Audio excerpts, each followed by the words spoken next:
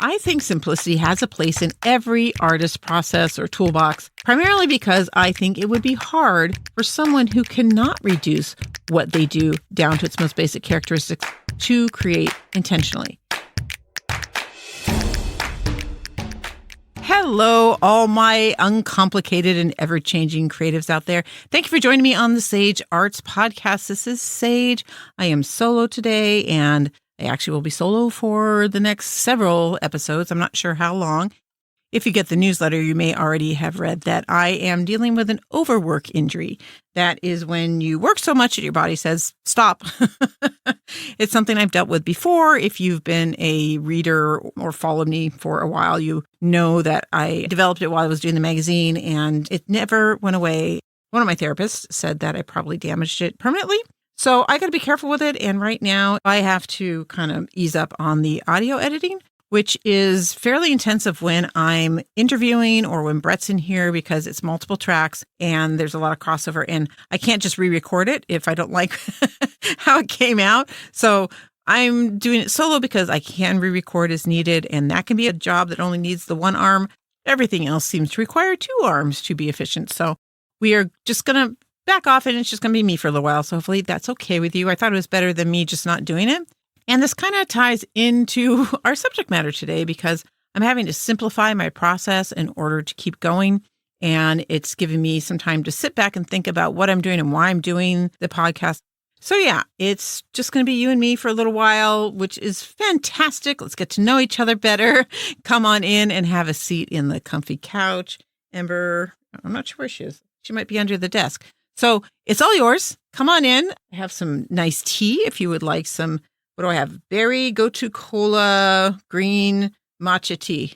Because I can't ever just do one tea. I'm a weirdo. Except mint. You can do mint by itself. Mint's a great tea by itself. But in any case, have a little tea, have a seat. We're going to talk simplicity today. And this whole concept of simplicity is something that I felt was really for everybody. But it also kind of played off of last week's episode when I talked about things being easy and why you don't necessarily want them easy. And although simplicity and easy aren't the same thing, I felt like afterwards I was thinking, I hope no one thinks that doing things simple is not a good thing. Because simplicity is a fantastic thing, and I'm going to talk about that today. But before I get into the meat of the conversation, I had some great comments out there this past week. Dave Goff saw the Should Art Be Easy podcast cover on Instagram as he was boarding a plane and he stopped to make a comment. He said, right this very moment, I'm thinking about a similar thing. I think my greatest struggle is the anticipation of struggling. I should be doing art, but it sounds so hard, like so much work. Maybe I should wait another day when things will be easy, but is easy what I want? And that was really just key to so much of what we talked about last week. And he hadn't even heard it yet. So apparently he was going to download it and listen to it on the plane. But I love that sometimes when I put these things out there, there are people out there and this is exactly what they're pondering. And I think in a lot of ways, a lot of the subject matter that I bring up is on all of our minds on some level. So it's not too hard for me to key in on that, or at least that's my hope.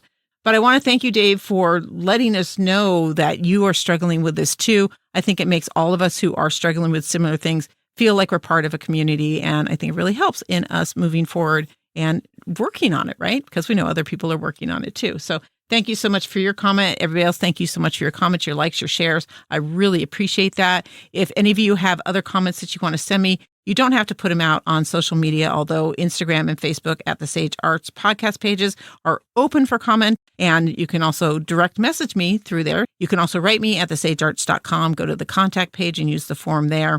And if you get the newsletter, did you know you can just respond to the newsletter and it comes directly to me? And if you'd like to sign up for the newsletter, it's on the homepage of thesagearts.com at the top of the news and notices button. I just send out that one notice Sunday mornings, so you know that the podcast is out and what it's about. And if there's any extra material, it is always available through that newsletter. So sign up for that. And while you're on that homepage, if you appreciate what I'm doing and you want to give back, you can do so through PayPal or buy me a coffee. There are buttons for that on the homepage of thesagearts.com. And all of these links are also available in your show notes or description section of your podcast player. So you can go there for them as well. And someone asked me about the whole donation thing. Was it last week? Why do I ask for donations? Well, because this costs money to do, right? And I don't make money any other way. I'm not doing advertising right now. I'm not trying to sell anything specific. I just want to do this, but I also don't want to be in the red doing it. And I want to keep doing it. So if you value this and you want this to keep coming and you don't want me to turn to advertising, because I'm really trying to avoid that, donations are gratefully accepted so we can keep the format as is. Any case, enough of all that stuff. Let's talk about simplicity and how it's complicated and how it's hard. And if you're struggling with it, how to approach it. Or if you don't think about simplicity or don't use it in your work or your processes, I'm going to give you some ideas about how to do that and why you want to do that. So as we head into this, consider how simplicity plays in your work. Do you aim for simplicity in your actual artwork, or do you actually aim for complicated? And we'll talk about why this is still a subject matter for you, even if you do complicated and ornate work. And another question, are there areas of your creative life or even your home life or your other work life that seems overly complicated? Because we're going to talk about how simplicity works across the board for us as creatives. So just have those queries in mind. Mostly, what is your relationship with simplicity in your creative endeavors? And I'm not bringing up this subject matter because I think it's all good or all bad or whatever. I think simplicity has a place for all us artists, but that's my opinion. And you will determine for yourself through this conversation what role simplicity might play for you. The fact is, first of all, like I just said, simplicity is complicated, ironically enough. And it's really hard to do simplicity well. It's actually, I think, one of the hardest approaches to art. Now, a lot of people think, oh, look how simple that is. I could have done it, or, whoever could have done it. My kid could have done it. But the fact is good art takes a lot of thought and a lot of understanding, a lot of education, a lot of skill, a lot of practice. And simplicity really, really can show that. But I do think people, especially people outside of art, think that simple, minimalist work is easy. And it's not.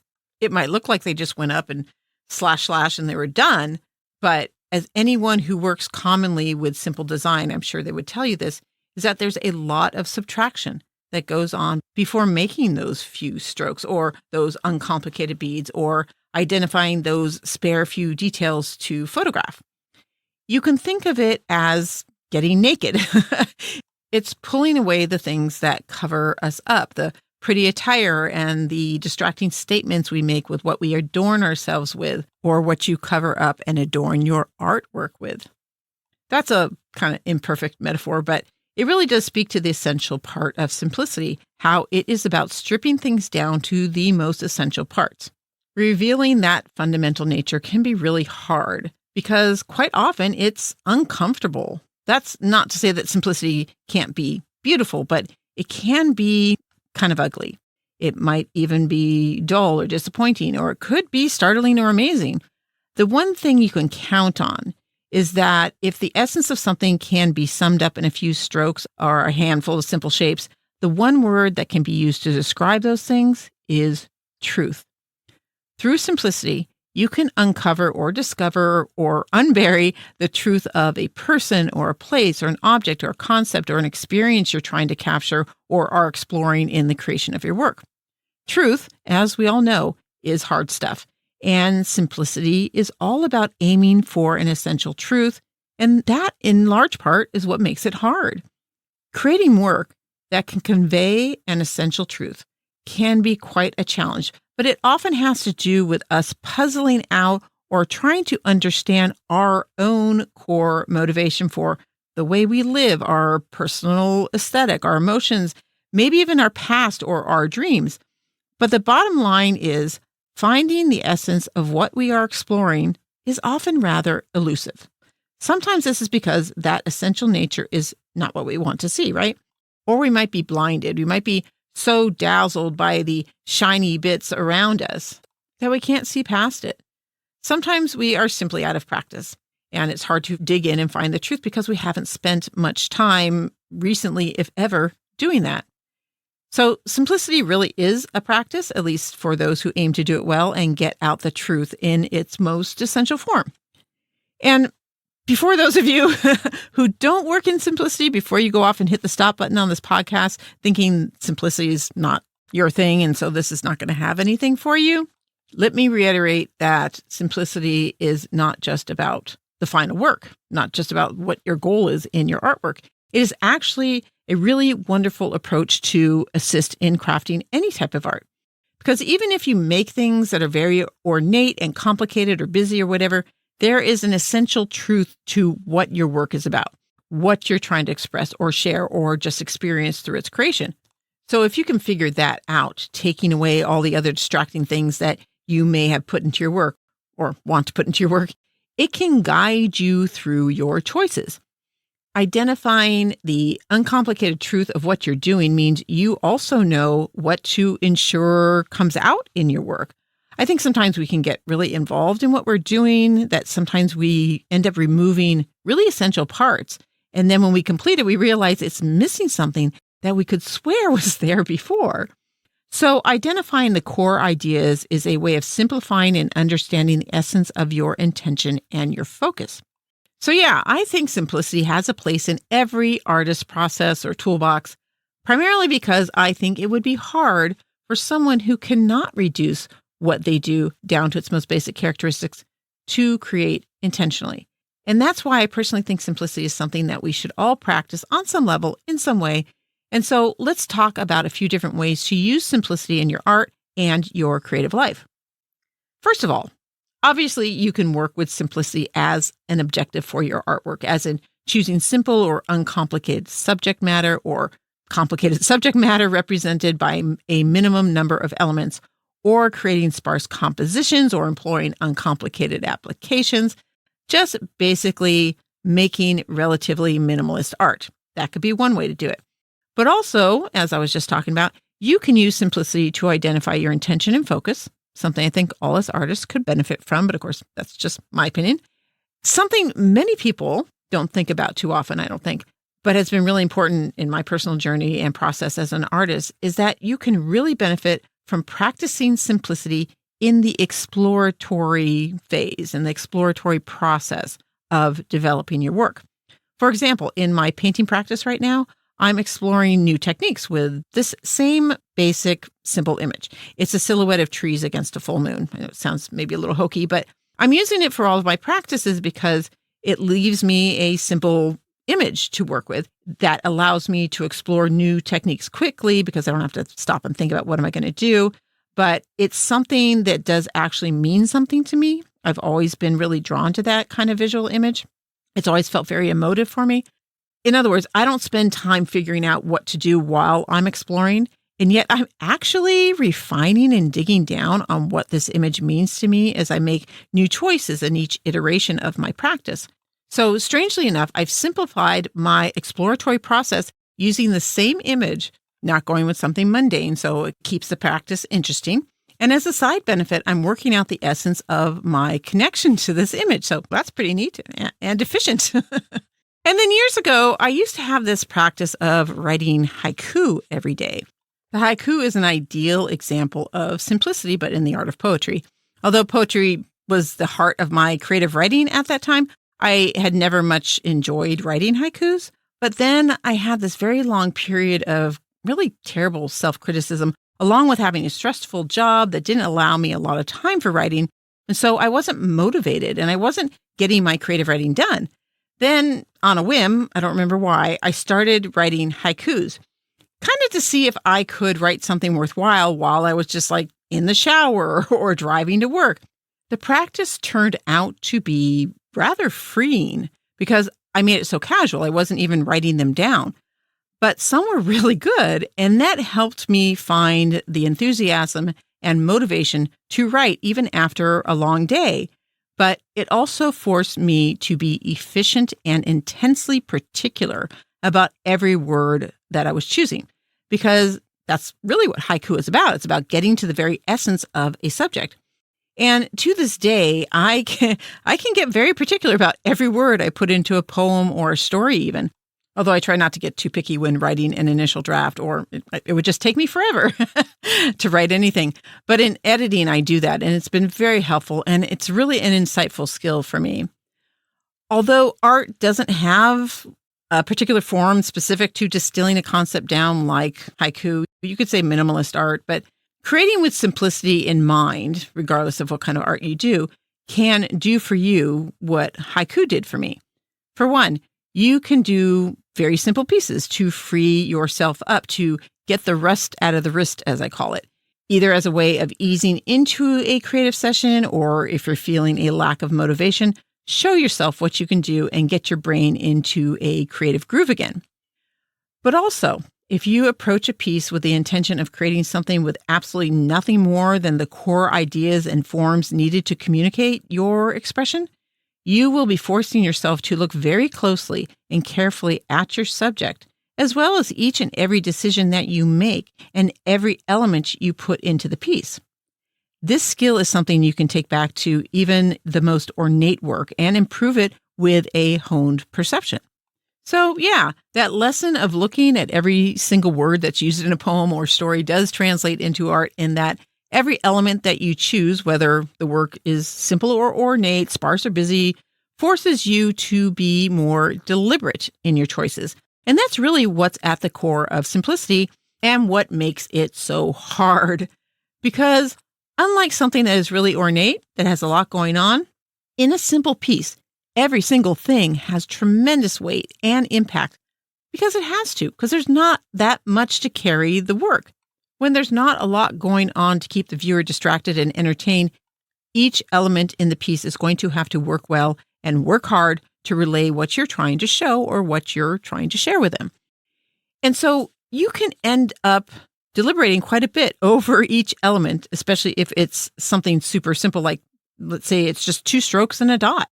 And that's where these design lessons that we're getting into at the beginning of the month will really come in handy. Because, for instance, knowing that a single horizontal line will feel calmer than a diagonal, which depicts movement, versus a vertical, which is bold and grounded, can really change up your piece.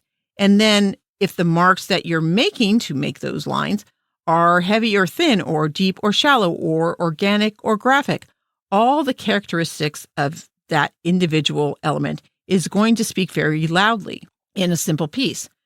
So every choice for every element, for its orientation, its weight, its color, its value, the level of controlled application, the medium even, the tools even, every single one of those choices is going to make that mark or that line say something different. And I can't even get into the principles that go into it, like composition, rhythm, hierarchy, unity, all that stuff. There is so much you can do with just 2 lines and a dot, because you have so many decisions to make, and every one becomes super important in a simple piece, because your viewer is going to notice these things subconsciously. A lot of times it's true, but still the overall sense they get from your work, it could be changed dramatically by tweaking any single element or principle in some small way.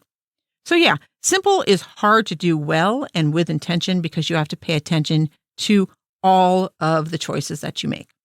And make note that the way simplicity works in art and the way it works in writing, like I was just mentioning, this translates into life as well. This includes your art business, or the way you try to get your name out there, or the work-life balance thing you're trying to establish, right? Few of us live simple lives, especially anymore. But we could probably benefit from a simpler version. I think it's almost a chronic issue in our lives these days, how busy we get. For some of us, it's kind of part of our makeup. I raise my hand. We like to stay busy. But probably for most people, a super busy life is not what they want, not intentionally, right?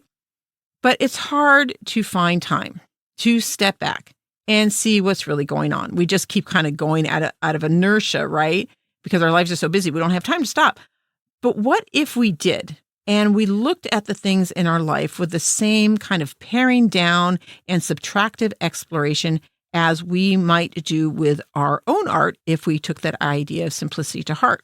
We could explore possibilities for new routines and processes in our lives by applying the idea of simplicity, of choosing only the most essential thing to belong in our day-to-day or our business plans or whatever it is that feels too complicated and too busy for you. I read a really interesting little newsletter last week, and maybe it's more interesting for me because it was a podcast thing, but I think it relates, They were saying that they think all of the social media efforts that people put into their businesses these days, on top of the newsletters and the blogs and all the many things that any one of us attempting to share or sell think we're supposed to do. And they made note of an example where someone who does a podcast, did nothing for their podcast except make reels on Instagram. So they simplified it down to just one single social media item. In fact, I think it sounded like the only promotion and marketing they did was those reels. So no other social media, no other marketing. And what it did was, well, number one, it really opened up their time to make a quality podcast. It also reduced their stress, and they were still seeing growth and accomplishing the purpose of their podcast, which was, I think, to sell classes or sell coaching. In this world of ours, I think there are a lot of things we believe we're supposed to do and that we automatically kind of get on board with because we don't even consider whether we have a choice. And so I think stepping back and simplifying our lives might be really beneficial for many, many of us to stop and not just do what everybody else is doing, not just do what we think is expected of us, but actually look at the individual steps that we're taking, look at the things, the tasks and the to-do list that we're giving ourselves, and not think, oh, we have to do these, but ask yourselves, do I have to do that? And then maybe you can simplify things and be a little less busy. And oh man, this has been speaking to me so much this week as I've been working on creating this part of the podcast for you. And I've mentioned this once or twice before, but when I feel like things are getting a little overwhelming or I feel like I'm doing too much, I make priority lists and figure out what's most important to me. And that, for one, makes you stop and look at what's in your life, whether it's your creative life or your whole life, your family, your social life, your work life. You write down whatever you feel is necessary for you to have a happy and fulfilled life. If you did this, you sat down and wrote out just the minimum things that you need instead of prioritizing maybe, or do both, I bet social media wouldn't make the top 5, probably wouldn't even make the top 20. And yet how much of our day is spent on social media or otherwise distracted by things online or on our phones? If you're feeling like things are kind of getting out of control in that regards, if you can't ever seem to find enough time for all the things that you feel you need to do, maybe stepping back and doing a simple assessment of what's necessary, like a haiku for your life, you might find there's a lot of things you could do with that kind of assessment. And this was what was monumental for me while I was working on this week. And not only was it just the fact that I was working on the subject matter, but serendipity has a weird way of putting things in our path when we need them. And this whole thing about keeping up with social media, personally, I find it really stressful. And with my overwork injury, I've been looking at what can I not do? What can I do without that will keep this podcast project going while I kind of recover from this? And this thing came across my feed because, I was online. I think it was on Instagram. It might have been YouTube. I don't know. But I'm going to talk about this more next week because I have this whole idea for an episode that will cover some of this stuff. But just really quick for right now, the gist of the information is that it talked about unplugging from technology and our phones and all that stuff. And it just really struck a chord with me and got me thinking about what was eating up my time and what was causing me stress. So I did a simplicity assessment of my life because that's what's been on my brain. So I'm like, let's just look at what the essential things are. And one of the things I realized is that there's a lot of things on my phone that are vying for my attention, like all the time. Even though I keep notices off on my phone for pretty much everything except for texts and comments, I think, from social media, and everything else is supposed to be off. And yet, there's so much at our fingertips that they're just like black holes sucking up our time. When I want to be writing and painting and getting out with my camera. If I stop and think about it, those are the things that are important to me. Well, and my family and my friends, I need my friends to keep me sane. I need my family and that sense of belonging they give me. And I do need to podcast, actually. I honestly need to be able to talk to you all and feel like I'm contributing to something bigger than me.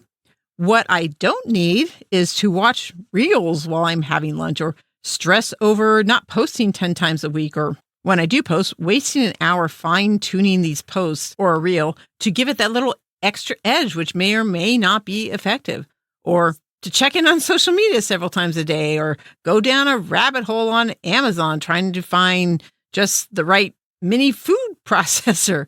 Why are there even 25 different mini food processors out there, right? So yesterday, I decided to take some action, and I actually took all my social media apps off my phone. They're gone. The accounts aren't gone. I still have live accounts. I'll still be interacting with you. I just didn't want them at my fingertips anymore. So now I have to go to my computer and specifically bring them up. And most of them are more difficult to work with and get lost in on the computer. So that's been really helpful these last couple of days since I did that. I do have to figure out what to do about the Amazon app because it's hard to comparison shop while I'm out and about when it's not on the phone. But I'm trying by making a shopping list and then maybe trying to allocate, say, my lunchtime to doing whatever shopping I need to do. I don't know. I think that's going to be a work in progress. But bottom line, whether it's social media that's eating up your time or you just have too much on your plate, consider simplicity as a goal for your life. I'm sure some of you really thrive on busy and chaos, but as mentioned in the contrast episode, we do benefit from variety. So contrast your chaotic and really busy times with some simple times. Look at scaling back in certain areas of your life and ask what you really need, or start with a list of absolute essentials and then maybe slowly and sparingly add back the things that truly make you happy. I think most of us could be in a better place having more time for art and family and friends if we do a little simplifying in our lives. Now, if you get nothing else from this episode, I do hope you can take away one thing, that taking time to figure out what is most essential, whether it's in your art in general or for a specific piece or for your life, that can show you truths about your work and about yourself that would probably be pretty hard to discover any other way. So this week, why not contemplate simplicity? I think a really great practice in your art itself is to look at finished pieces and determine what the most essential parts of them are. And then make something with just those essential elements, if you have time to do that. And see, does your intention still come across when you use just the basic things that you think are most important in the piece?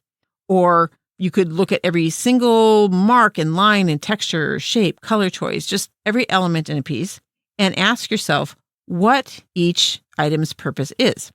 We don't always know necessarily because a lot of our choices are instinctual, right? But see if you can figure out what each thing does. If you can't figure out what any one thing does, imagine the work without that one element. Does it change it for the better? Does it make it worse? Would it not matter whether it was gone? Would it not matter that it's there? This kind of exercise will help you identify the extraneous in your work and the necessary in your work. It's a way of learning to work more deliberately, or at least to polish or edit your work with more deliberation. Like I said about my writing, I try not to be too micro-focused, and it's the same with my art. I try not to focus too much on the individual stuff in the initial rough sketch or first pass. But man, that stuff really comes in handy when working out the final piece. And if you're doing study work on shape and form this month, because that's our design lesson for the month, consider how simplicity affects shape and form. And then if you don't already do this, maybe look at the process of exploring simplicity in your own life. See if there's some areas where it can help you in your day-to-day or in your creative life, personal life, relationships, whatever. Now, if you're a seasoned practitioner of simplicity, maybe you have some really great stories that other people would get a lot from, and sharing them could be really helpful. I would love to hear them. Like I always say, I'd love to hear your stories. You can write me at thesagearts.com to send me an email through that contact page with your stories. You can also reply to the newsletter, like I mentioned. And if you don't get the newsletter, sign up for it on the homepage of thesagearts.com. Just look for the news and notices button, or send me your stories or messages or just whatever through social media, Facebook and Instagram. And yeah, I may have taken them off my phone, but I do check them once a day. So I will get back to you if there's something that you send there. So you can jump on the Sage Arts podcast pages on Facebook or Instagram. If you're getting valuable information and inspiration from this podcast, do consider giving back by going to the homepage of thesagearts.com. A little ways down, look for the PayPal or Buy Me a Coffee donation buttons. Any and all of these links that I talk about can be found in your show notes or description section of your podcast player. And while you're looking at your podcast player, don't forget to hit that follow button if you haven't already done so. That will let you know when new episodes are out. And it also helps make the podcast more visible so more people can join us on this conversation. So in deference to the theme of today's podcast, I am going to wrap this up. And Ember apparently thinks it's time too, because she just came up from under the table and is now staring at me. So before she starts making some noise, let me just say that I hope you become more curious about the essence of your work, about what you do, about how you live, and that you use any of these discoveries that you find to motivate you and to feed your muse. So go out there, stay true to your weirdness, and I look forward to chatting with you again next time on the Sage Arts Podcast.